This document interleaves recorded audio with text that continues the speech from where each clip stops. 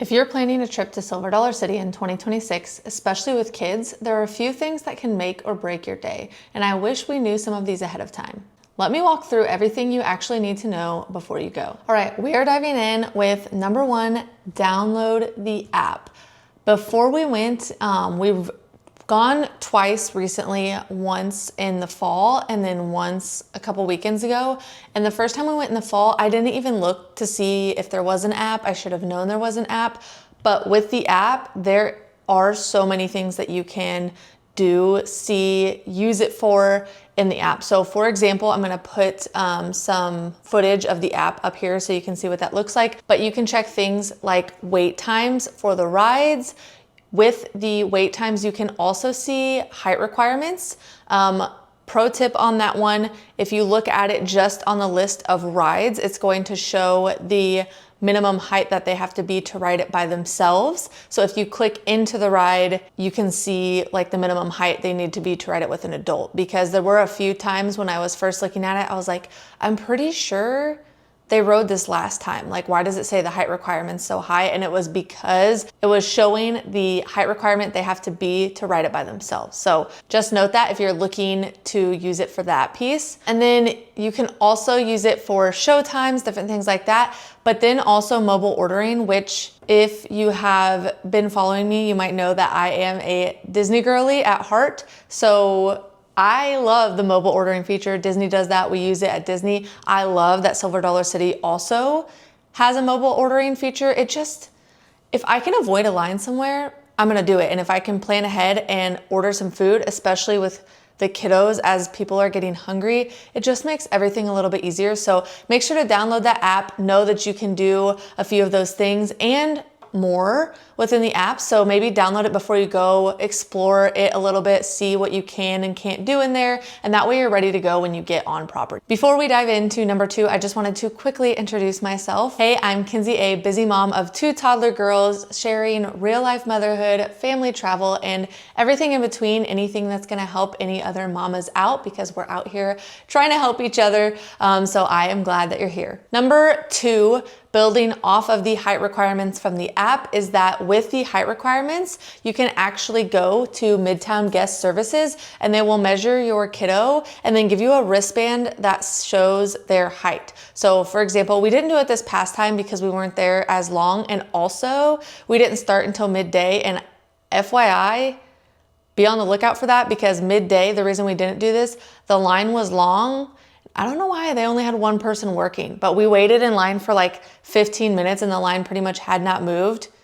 And I was like, yeah, we'll just take their height at the front at this point, because I'm not gonna waste 45 minutes here when we're not even doing a whole day. Side note, so all that to say, do that at the beginning of the day before guest services gets packed. Make that like the first thing you do, so that you have that wristband and you already know what your kiddo's measuring at, and can ride inside the park. And if you're not sure where Midtown Guest Services is, it's kind of in the center. Once you first go in, you're kind of just going directly forward. But if you go directly forward, there are signs showing that. And then, like I said, you should be able to find that on the app as well. Next up is the free preschool pass. That's right, you heard me correctly, a free preschool pass. So we did this for my oldest last year. She was born in 2021. And so this year, if your kiddo was born in 2021 or 2022, they are partnered with Chick-fil-A, and you can get your kiddo a free preschool pass. And I know you're like, well, we're not gonna use a season pass.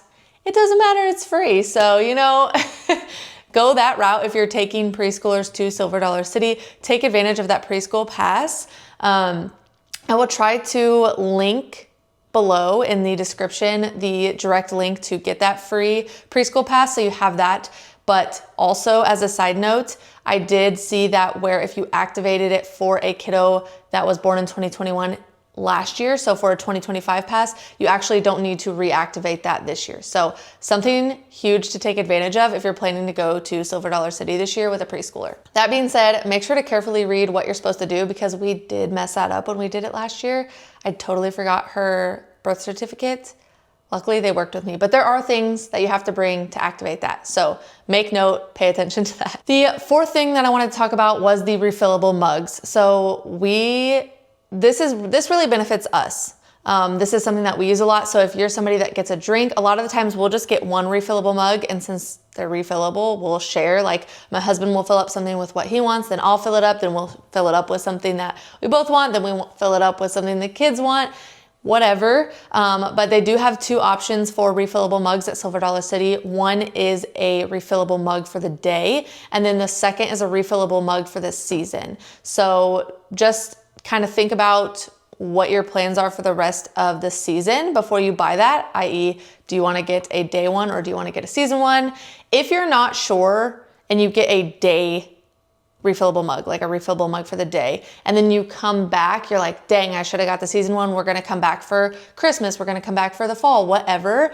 Still bring your refillable mug, because they did tell us that if you bring the day refillable mug back, you can pay like $8, get a wristband, and then refill it again the day you come back. So it's still cheaper if you do bring the refillable mug the second time.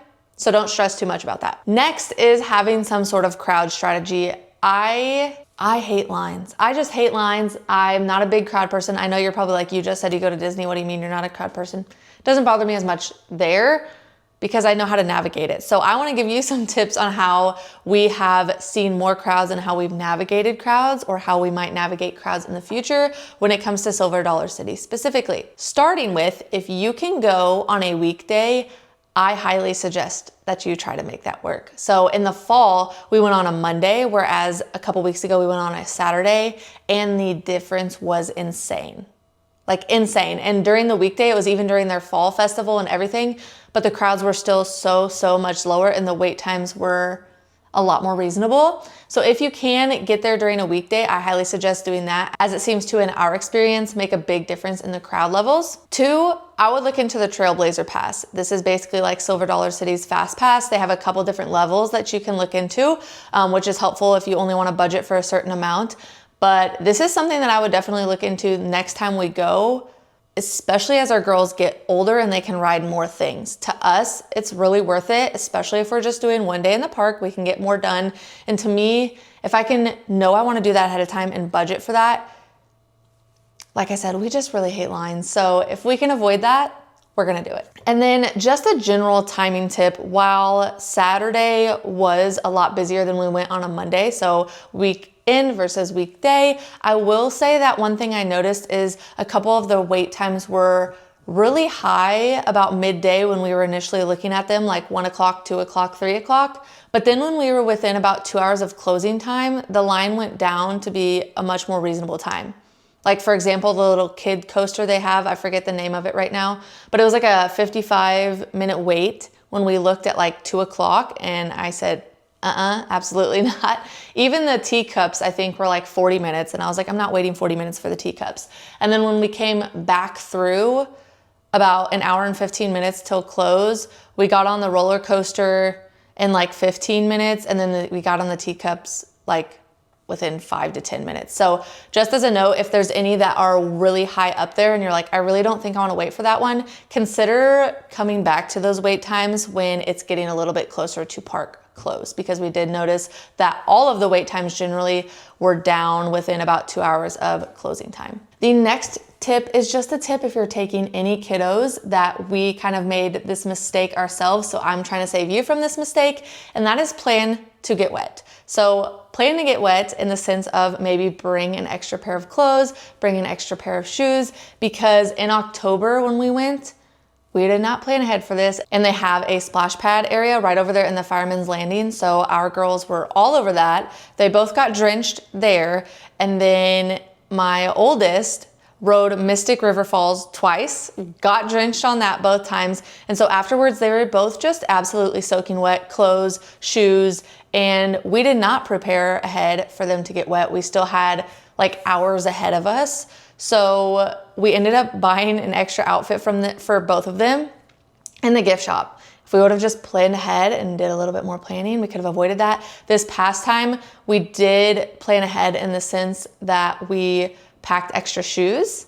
We packed flip-flops in case they wanted to do the splash pad. The splash pad actually wasn't open when we were there a couple weeks ago, so we didn't need to use it, but I would highly suggest planning to get wet so you're not just walking around in soggy shoes and soggy clothes all day after riding a ride, or feeling like you have to say no to something because you don't want them to be super wet. So just plan ahead for that if you have kiddos. The last thing I wanted to touch on is just the parking scenario. So I really had no idea. I hadn't been to Silver Dollar City in a long time, since before we went in the fall. So the parking scenario, there's preferred parking, which is a little bit closer, and then there's free parking, which is great. I love that they have a free parking option, but it is farther away. So just know if you want to walk, especially if you have a stroller, one, it's hilly. Need to note that. And then two, it's just gonna be like a long, tiring walk before you even get to the entrance. So they do have shuttles, trams that you can use, which is amazing and really helpful. But just know that when you are leaving for the park, plan that by the time you get to your parking area, it could be like anywhere from 10 to 25, 30 minutes, depending on how crowded the parking lots are, how crowded the park is that day, from getting to your car to the Silver Dollar City entrance and getting like actually into the park. So just something to be aware of, something to note if you're not familiar with the parking scenario going into your day at Silver Dollar City. Overall, Silver Dollar City is such a great place for families, but as anything, a little planning can go a long way in making sure that you get the most out of your day here. If you're a mama looking for family travel spots, tips, or even just relatable mom tips, be sure to subscribe. I would love to have you. Thanks for being here, and I will see you in the next one. Bye.